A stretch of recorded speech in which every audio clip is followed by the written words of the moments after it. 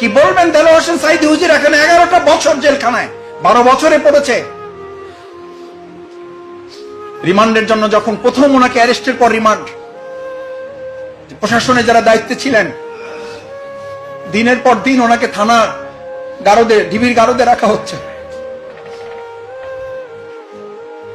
একজন শুধু আমাকে বললেন যে ভাই, যদি সুযোগ থাকে আজকে জুমার নামাজ আমি এক জায়গায় পড়বো, আপনি পড়তে আসবেন, ওখানে পড়তে আসলে সাথে 2টা জানামাজ নিয়ে আসবেন।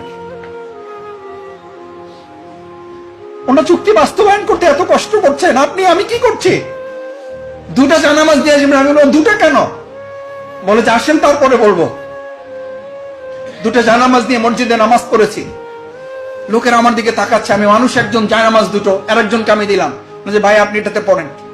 নামাজ শেষ করেছি, উনি আমাকে একটা গাড়িতে তুললো।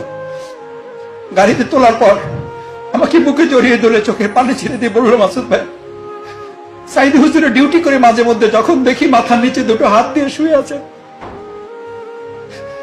ফোনের উপরে মাথায় হাত দিয়ে যখন রাতের পর রাত পার করছেন এপাশ ওপাশ করে, তখন মনে হয় কলেজাটা ছিঁড়ে যায়। ইচ্ছা করে বাসা থেকে বালিশটা নিয়ে এসে দেই, পারবো না। জায়নামাজ 2টো দেন, 2টা জায়নামাজ নামাজের উসিলা করে দেবো, হুজুরকে বলবো হুজুর নামাজ শেষ করে জায়নামাজ 2টো মাথার নিচে দিয়ে ঘুমাবে।